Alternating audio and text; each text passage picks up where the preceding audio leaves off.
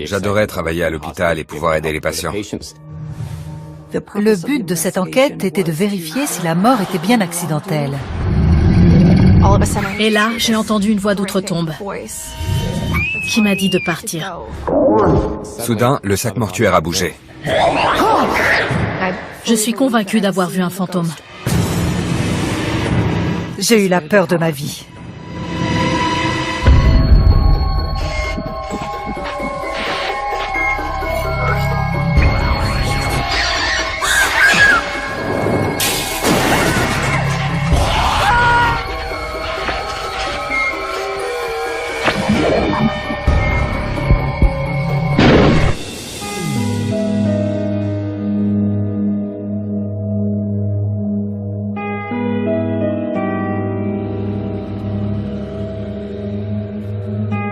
L'agent de sécurité Ron Weir travaille de nuit dans un grand hôpital. Je travaillais 12 heures d'affilée, soit de jour, soit de nuit. Cette fois-là, j'assurais le service de nuit, de 18h à 6h du matin. J'adorais travailler à l'hôpital et pouvoir aider les patients, veiller à ce qu'ils soient en sécurité. Ça nous arrivait d'aider le personnel soignant, surtout aux urgences. Notre bureau principal se trouvait juste à côté. On voyait vraiment de tout, de la tentative de suicide à l'accouchement. Nous devions, entre autres, nous assurer que certaines annexes étaient fermées à clé la nuit. Quand tout va bien, Ron aide les vivants.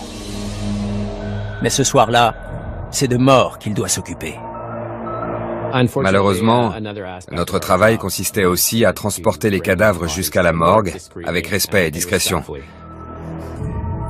Elle se trouvait au sous-sol de l'hôpital. On empruntait un ascenseur de service pour s'y rendre.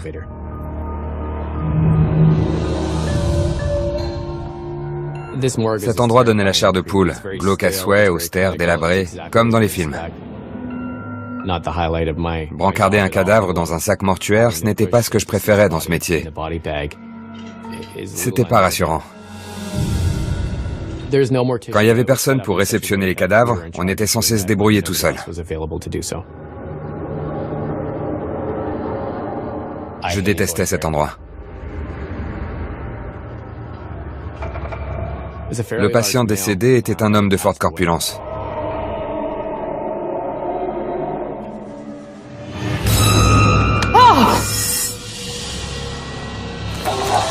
Soudain, le sac mortuaire a bougé.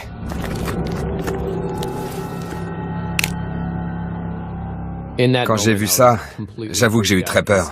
C'était terrifiant à voir.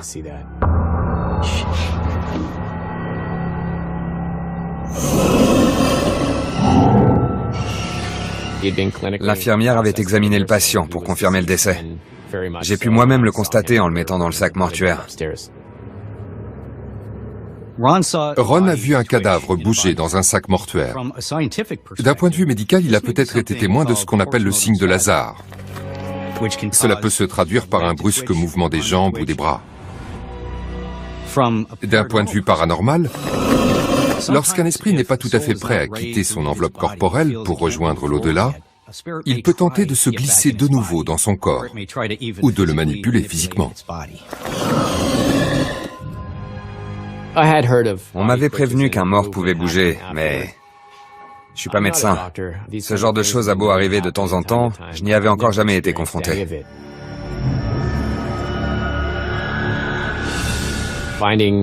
Quand c'est arrivé, je me suis tout de suite demandé s'il était vivant.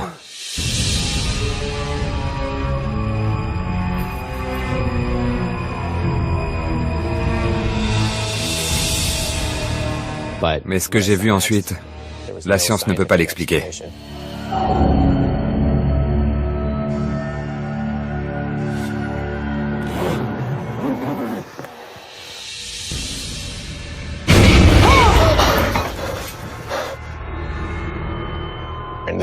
Aucun doute, le patient était on ne peut plus mort. C'était effrayant. Et soudain, je l'ai entendu, comment dire...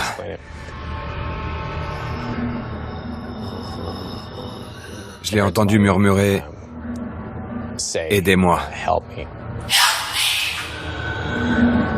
La voix était faible, comme étouffée. La morgue était déserte. Il n'y avait que moi et les cadavres.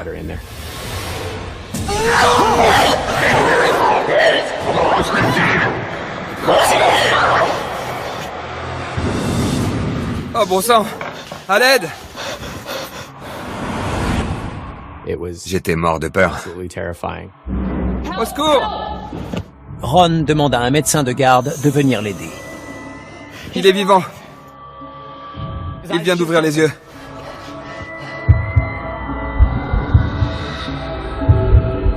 Les morts qui reviennent à la vie, c'est dans les films d'horreur qu'on voit ça. D'un point de vue scientifique, il n'y avait pas d'explication à ce que je venais de voir. Le patient que Ron a entendu parler est bel et bien mort.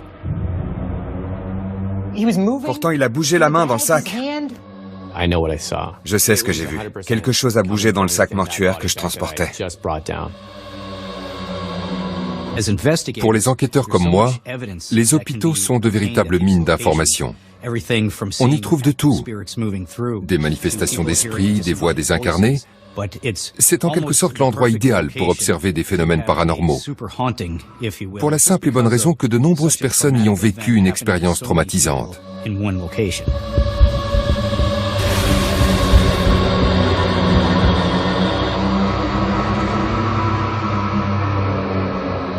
Ron tente de comprendre comment ce cadavre a pu émettre le son qu'il a entendu. Et bouger comme s'il était vivant. Ce corps que j'ai emmené à la morgue, c'était peut-être une âme errante. Je sais pas. Ça pourrait expliquer pourquoi il m'a demandé de l'aider. De toute évidence, je pouvais rien pour lui. J'ai fini de remplir les papiers et j'ai pris mes jambes à mon cou. Quelques minutes plus tard, Ron doit faire face à une autre situation étrange. J'ai reçu une notification me signalant que le système d'alarme de l'ancien bâtiment des infirmières s'était déclenché. Dans ce métier, on est toujours prêt à tout, surtout en milieu hospitalier. Mais je connaissais pas l'histoire des lieux.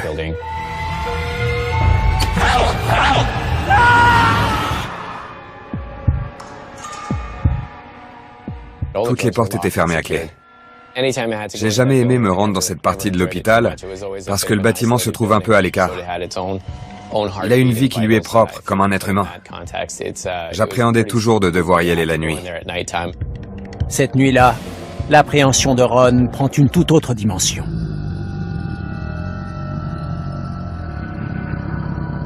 J'avais l'impression qu'on m'observait. C'était comme un sixième sens.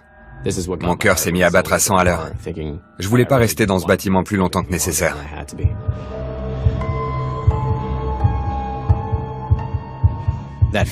Quand on a le sentiment d'être observé, ça a un rapport avec l'énergie. On se retourne et bien souvent il n'y a personne. Mais on sent qu'il se trame quelque chose d'anormal. Il y a pas mal de recherches en physique quantique qui tentent à prouver que la présence d'un observateur influe sur les résultats d'une expérience.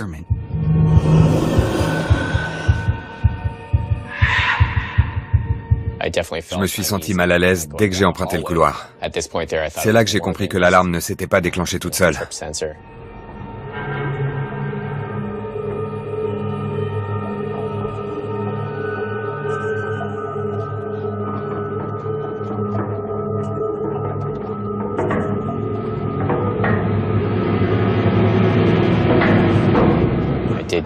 J'ai entendu des portes claquer au fond du couloir.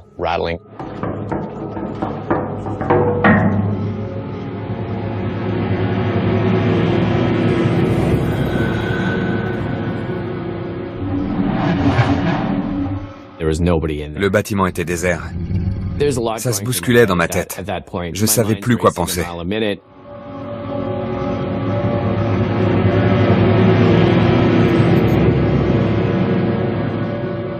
Soudain, j'ai vu de la lumière dans la salle de sport.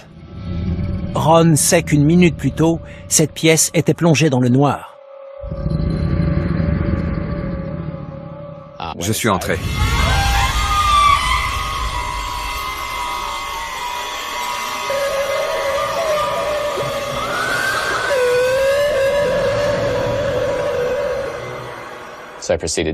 J'ai traversé le gymnase en me répétant que le bâtiment était vide.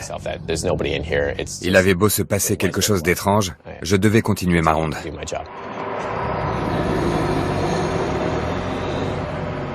J'essayais de voir la situation de manière logique, même si je me sentais toujours un peu mal à l'aise. Je m'efforçais de rester professionnel malgré les circonstances.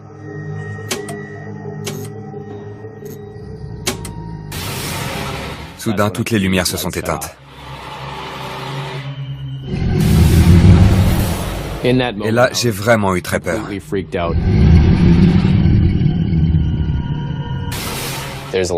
Plusieurs de mes collègues m'avaient dit avoir été témoins de phénomènes étranges dans cette même annexe.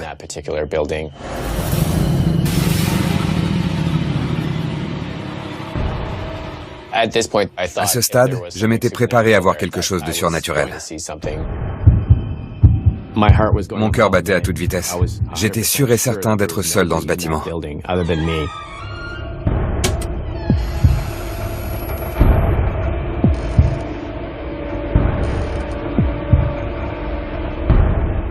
Les lumières s'étaient de nouveau allumées.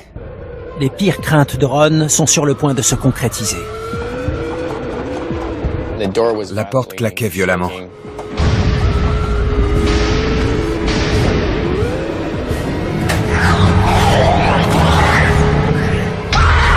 On aurait dit qu'il y avait quelqu'un.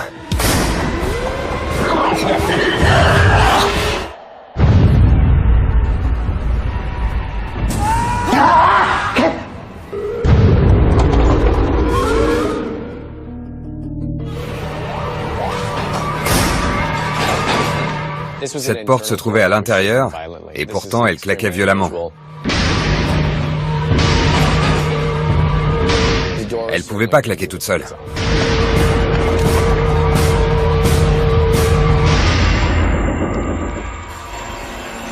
Ron éprouve un sentiment d'effroi.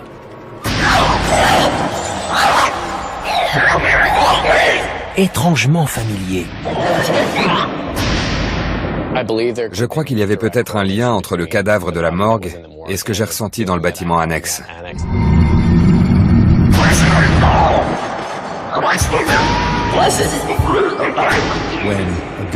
Lorsque l'âme d'un défunt quitte ce monde, puis revient ici-bas sous la forme d'un esprit, elle peut choisir de se manifester à quelqu'un de familier. Ron venait justement d'observer un phénomène paranormal quelques instants plus tôt. C'était peut-être une âme errante qui n'était pas prête à rejoindre l'au-delà. Je n'en serai jamais sûr à 100%, mais je me dis que s'il s'agissait bien de l'homme que j'ai emmené à la morgue, il manifestait peut-être sa colère d'être mort. Soudain, la porte arrête de claquer.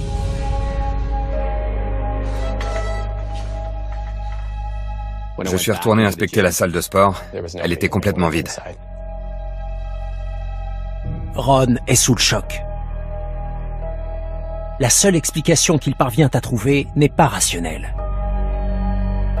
J'étais peut-être censé être le dernier point de contact de cet esprit ici-bas. J'ai accompagné tellement de défunts jusqu'à la morgue dans leur passage sur l'autre rive. On peut imaginer que, d'une façon ou d'une autre, leur énergie s'est connectée à la mienne. Peut-être qu'ils me voient comme un passeur qui les escorte dans le monde des morts.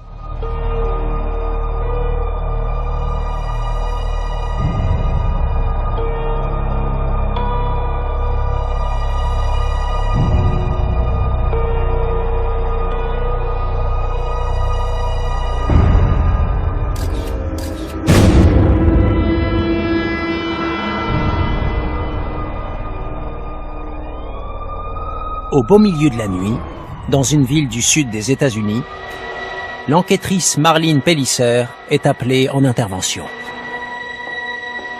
J'étais d'astreinte ce soir-là. Il était environ 2 heures du matin. Un enfant venait de mourir après s'être noyé dans une piscine. Le décès avait été constaté à l'hôpital. À l'époque, j'enquêtais sur tout ce qui touchait aux homicides et aux blessures concernant les enfants. Le but de cette enquête était de vérifier si la mort était bien accidentelle.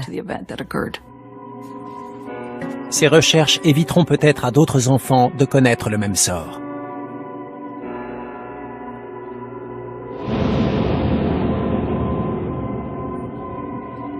Ce que Marlene ressent ce soir-là, elle ne peut l'expliquer de manière rationnelle.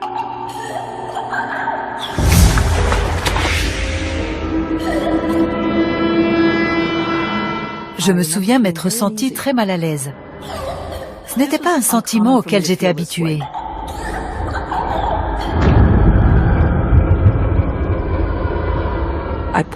J'ai décidé de l'ignorer pour me concentrer sur la tâche que j'étais venue effectuer.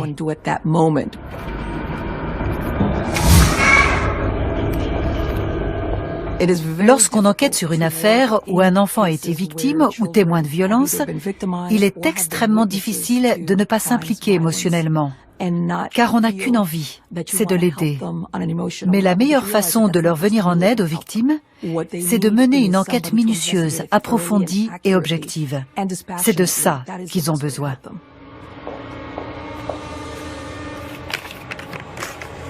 Bonsoir, j'aimerais consulter ce dossier. Je voulais à tout prix interroger les infirmières pour connaître la nature exacte des blessures et savoir ce qui, selon elles, avait bien pu les causer. Je leur ai demandé de me fournir tous les documents qu'ils avaient sur ce patient.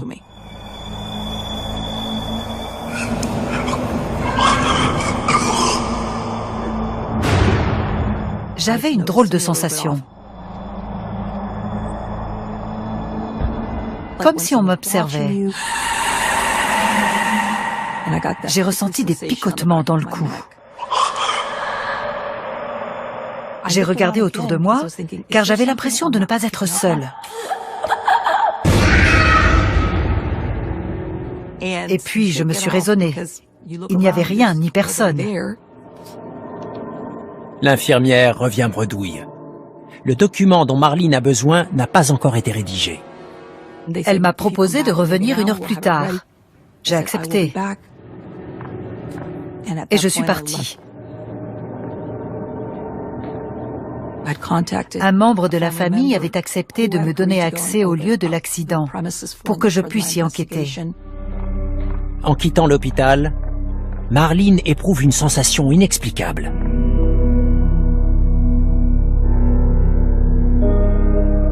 Ce sentiment ne m'a pas quitté, même dans ma voiture. D'ailleurs, je me souviens de m'être tout de suite enfermée à l'intérieur, ce qui n'est pas du tout dans mes habitudes. Je n'arrêtais pas de regarder dans le rétroviseur. Ce soir-là, l'atmosphère était différente. Il y avait quelque chose qui clochait. Puisque la victime était morte des suites d'une noyade, j'ai tout de suite cherché à savoir si la piscine était correctement sécurisée. Comment ça s'était produit? Je cherchais le moindre indice pouvant expliquer ce qui s'était passé. J'ai commencé par prendre des photos. C'est une étape très importante. J'ai photographié la piscine, la clôture qui l'entourait, les dispositifs de sécurité, les jouets du petit, l'accès au jardin. J'ai passé toute la zone au peigne fin pour ne rien oublier. Il n'y avait pas un bruit, il était environ 3 heures du matin. J'ai essayé de me représenter comment cet accident avait bien pu se produire.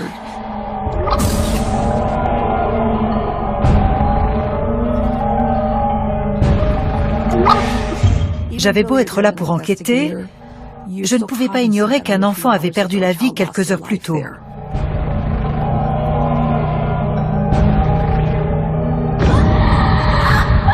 Je me sentais terriblement mal à l'aise.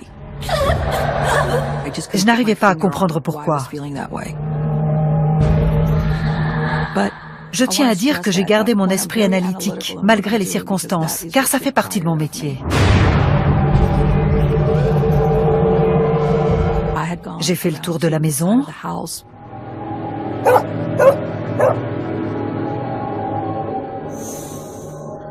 Soudain, j'ai entendu un bruit. Du côté de la piscine. J'étais terrifiée.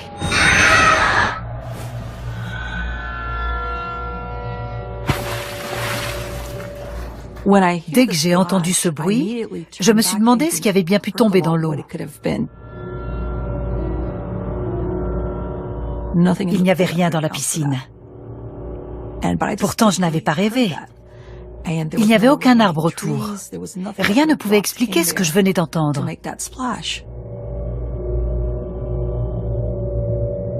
J'avais peur qu'un détail m'échappe. Quelqu'un se cachait-il dans les buissons? Je me souviens d'être restée là quelques instants à essayer de trouver une explication logique. Marlene s'aperçoit que la piscine est recouverte d'une bâche. Comment un objet aurait-il pu tomber dans l'eau? J'avais l'intime conviction qu'il se tramait quelque chose d'anormal, de surnaturel si je puis dire.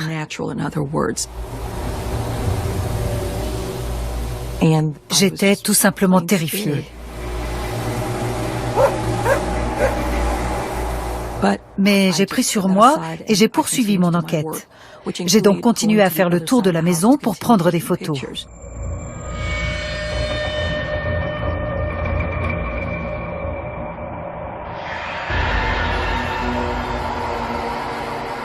Et soudain, j'ai entendu un autre bruit. Un deuxième objet, beaucoup plus gros, venait de tomber dans l'eau. Aussi étrange que ça puisse paraître, on aurait dit le bruit d'un corps qui tombe dans la piscine.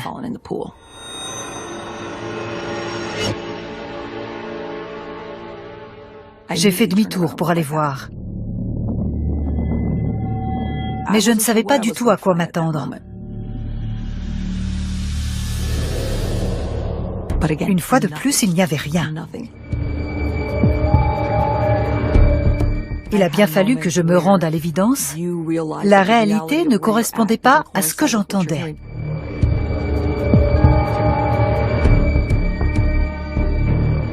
Et ça m'a fait froid dans le dos. Je n'ai jamais eu aussi peur de ma vie.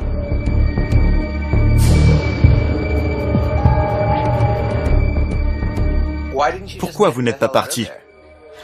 Malgré ce que je ressentais, je ne pouvais pas m'en aller. J'avais un travail à faire et cela impliquait, entre autres, de mener une enquête minutieuse dans les heures qui suivaient l'accident.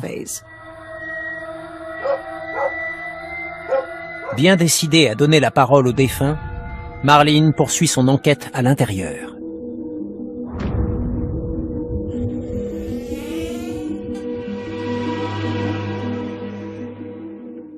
La maison était sur 2 niveaux.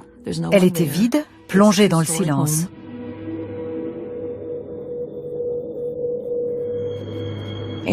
Personne n'avait le droit d'y entrer, car c'était une scène de crime.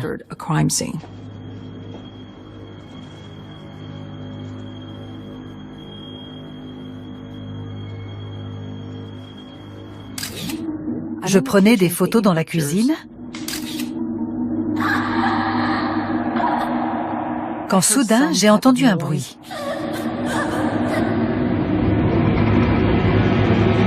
Je me souviens, je me suis tout de suite figée et j'ai tendu l'oreille.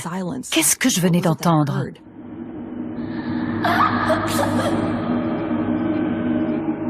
J'étais de nouveau mal à l'aise, comme si je n'étais pas seule.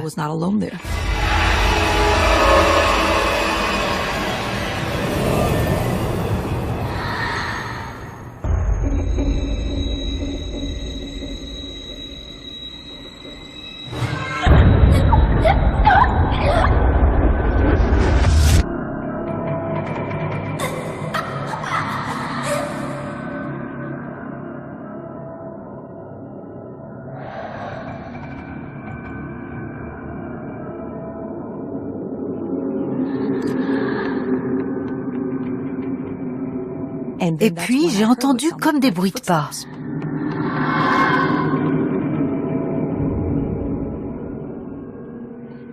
J'ai supposé qu'il y avait quelqu'un dans la maison. Un membre de la famille était peut-être revenu alors que les lieux étaient interdits au public. Je me suis dit, personne n'est censé être là. Mais il y a quelqu'un là-haut. Les bruits de pas étaient très légers, un peu comme ceux d'un enfant. Un adulte aurait marché d'un pas beaucoup plus lourd. Eh oh!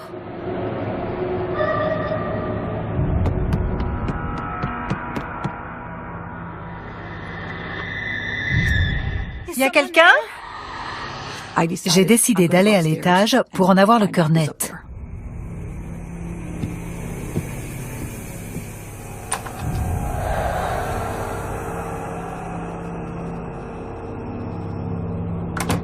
J'ai inspecté toutes les chambres. J'ai ouvert tous les placards. J'ai vérifié tous les coins et recoins où on aurait pu se cacher. Il n'y avait personne. Je ne trouvais aucune explication rationnelle à ces bruits de pas. Je n'arrivais pas à comprendre ce qui se passait.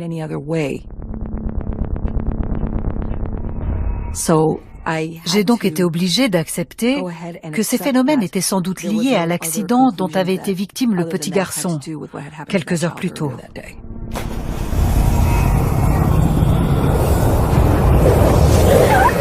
J'avais affaire à une force surnaturelle.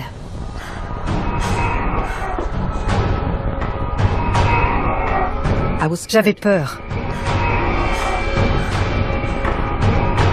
À tel point qu'au bout d'un moment, j'ai dû me résoudre à m'en aller.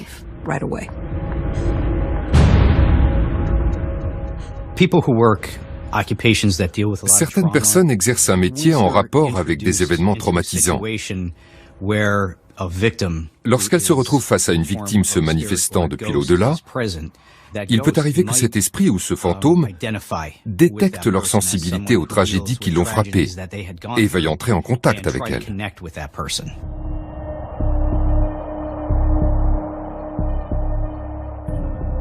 Tout ça, vous l'avez indiqué dans votre rapport.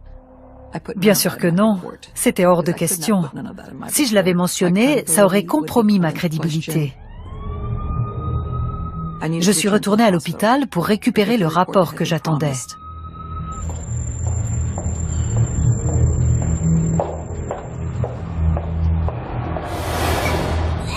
Il y avait un enfant dans le couloir. Hey!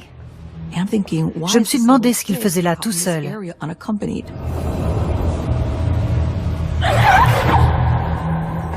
Il était 4 heures du matin. Pourquoi n'était-il pas avec un adulte?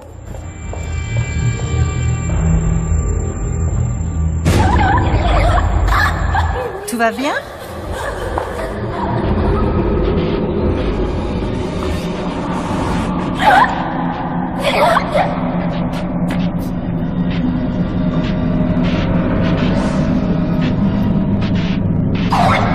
Ça va? Eh oh! Qu'est-ce que tu fais là? Où sont tes parents? Il avait peut-être échappé à leur attention ou s'était perdu. Je l'ai suivi dans le couloir.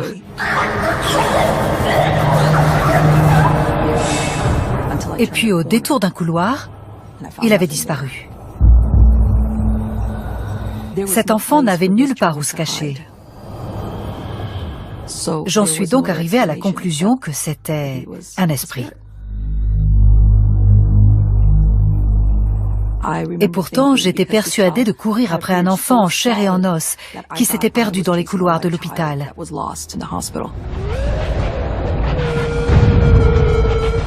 J'avais affaire à une entité qui n'était pas de ce monde.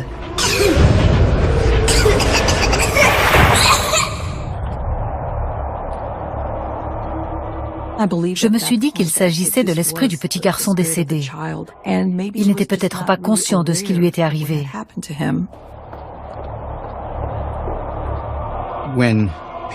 Lorsqu'on se retrouve face au fantôme d'un enfant, ça peut être encore plus effrayant que l'apparition d'un esprit adulte.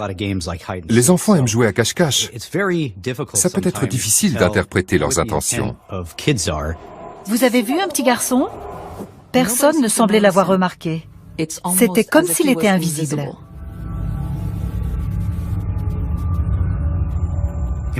Dans certains cas, un fantôme peut apparaître à une personne et pas à d'autres.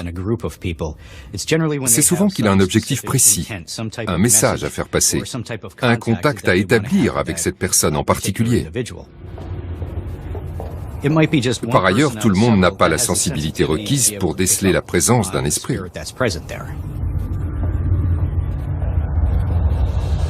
Marlene ne peut s'expliquer ce qu'elle vient de vivre. Merci. J'ai tout de suite consulté le rapport et quand j'ai vu la photo, la ressemblance avec l'enfant que j'avais vu était frappante. J'en ai eu la chair de poule.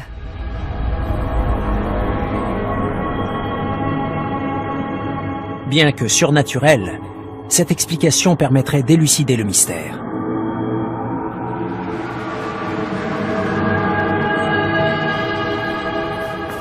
Je sentais qu'il s'agissait du même petit garçon. Il était conscient de ma présence. Le bruit dans la piscine, ça venait peut-être de lui. Quand j'ai inspecté la maison, c'est peut-être lui que j'ai entendu courir à l'étage. Lorsqu'un enfant se transforme en fantôme après sa mort, il reste dans le monde des vivants au lieu de rejoindre l'au-delà. Il n'est alors pas rare qu'il garde l'apparence qu'il avait à sa mort. Si un enfant décède à l'âge de 10 ans et que son esprit pense avoir 10 ans, alors il apparaîtra aux vivants comme un enfant de 10 ans. À la suite de cette expérience, Marlene ne verra plus jamais son travail de la même manière. Je me suis demandé pourquoi cet enfant m'était apparu à moi, une parfaite inconnue, plutôt qu'à sa famille.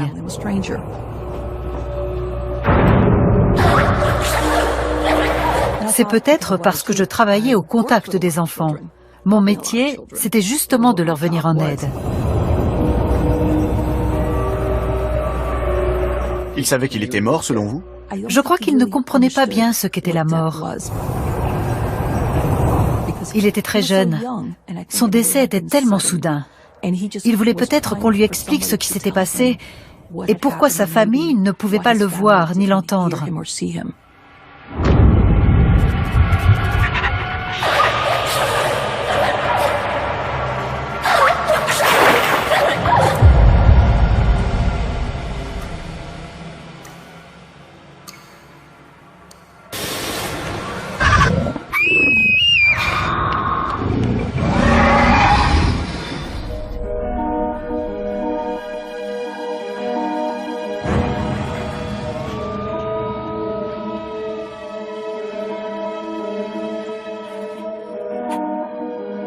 Honey Davis, 14 ans, rend tous les jours visite à son grand-père malade.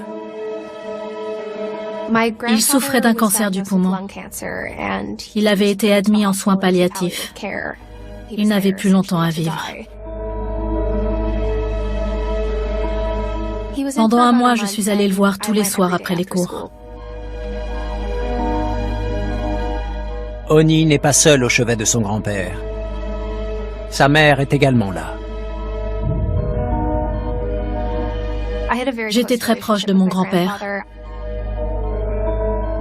Je suis fille unique, ma mère aussi. On formait une famille très soudée. Ça va, papy? Mon grand-père a toujours été quelqu'un de très joyeux. Regarde, je t'ai fait une carte. Il s'efforçait de garder le moral, mais tout lui rappelait sa mort imminente.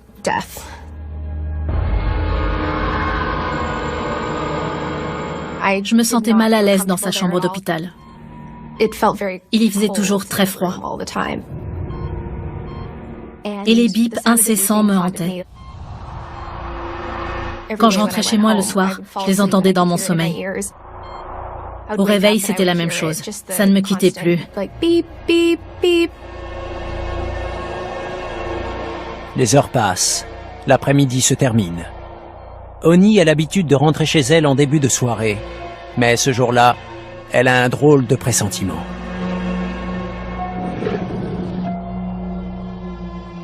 J'avais cours le lendemain, mais au dernier moment, j'ai décidé de rester encore un peu. Oni passe la soirée à l'hôpital. Je n'avais pas dîné, j'étais affamée. Je vais me chercher à manger. La cafétéria de l'hôpital était fermée, mais il y avait des distributeurs. Merci.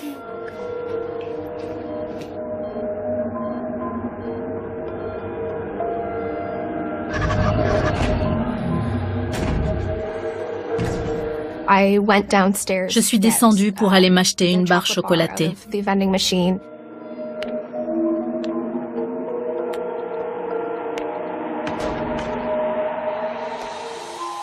Le distributeur se trouvait au rez-de-chaussée.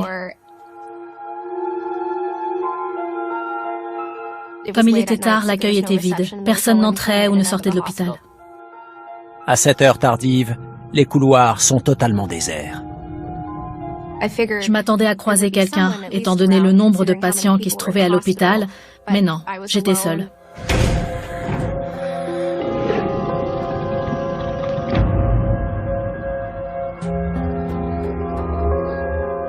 Je n'étais pas rassurée. Les couloirs étaient mal éclairés, l'atmosphère était vraiment lugubre.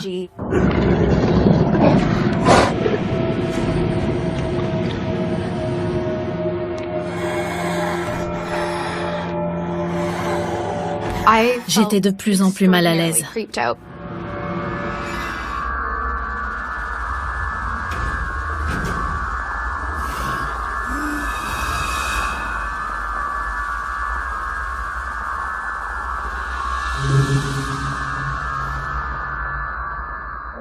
Je n'avais qu'une envie, c'était de rentrer chez moi. Et pourtant, je sentais qu'il fallait que je reste là. En plus, il était hors de question que je remonte l'estomac vide.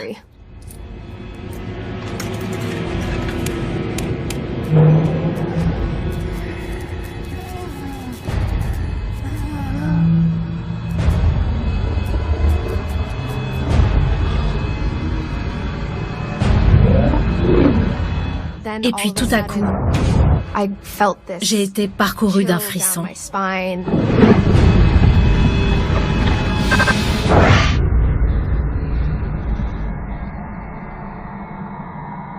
Cet hôpital était macabre, sinistre, vraiment horrible. De nombreux individus ont des facultés psychiques qui sont innées. Lorsqu'on traverse une période chargée sur le plan émotionnel, on est plus réceptif aux informations psychiques et on les capte beaucoup mieux. Oni tente de se convaincre que son imagination lui joue des tours.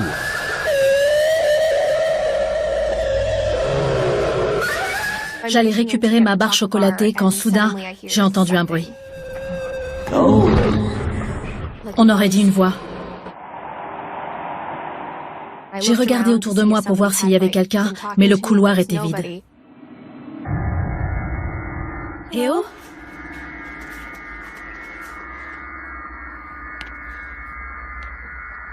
Il y a quelqu'un? Je n'emmenais pas large.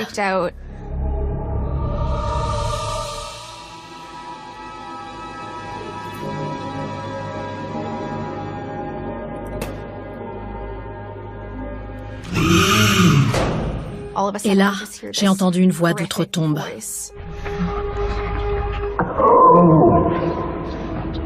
Elle m'a dit de partir, tout de suite. J'étais terrifiée. Il fallait que je m'en aille le plus vite possible.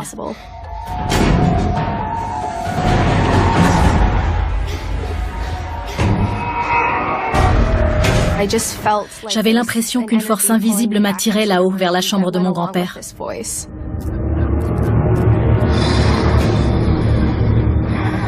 J'ai traversé le couloir en courant et j'ai aperçu une silhouette. À ce moment-là, j'ai eu la peur de ma vie.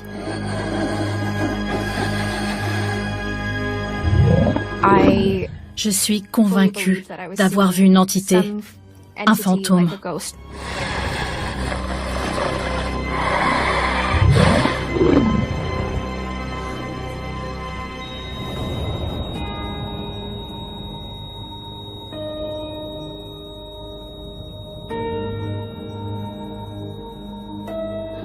Quand je suis arrivée dans la chambre, mon grand-père était mort.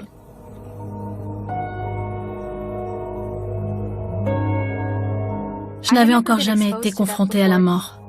Il nous avait quittés et pourtant, quelques instants plus tôt, il était encore parmi nous. Ça n'avait aucun sens. C'est à ce moment-là que j'ai fait le lien entre la silhouette et la voix que j'avais entendue au rez-de-chaussée. Je crois que c'était mon grand-père qui m'appelait. Il n'est pas rare d'entendre des voix. Ce n'est pas toujours facile de les identifier, mais il s'agit le plus souvent d'un guide spirituel, d'un membre de la famille décédée, ou encore d'un ange qui nous indique où aller. Je pense avoir vu mon grand-père quitter la chambre après sa mort. Avec le recul, j'ai accepté l'idée que c'était lui, mais à l'époque, j'étais terrorisée. Je n'avais jamais rien vu de tel. Plus tard, ma mère m'a confié qu'elle aussi avait vu une silhouette quitter la chambre. Pour elle, c'était mon grand-père qui rejoignait l'au-delà. C'est ce que les enquêteurs en paranormal appellent une expérience spirituelle. Elle doit être considérée comme un cadeau, car elle permet au défunt de signaler à sa famille et à ses amis qu'il va bien et qu'il est prêt à rejoindre l'autre rive.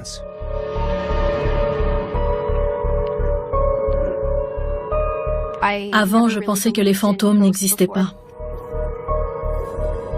Maintenant, j'y crois.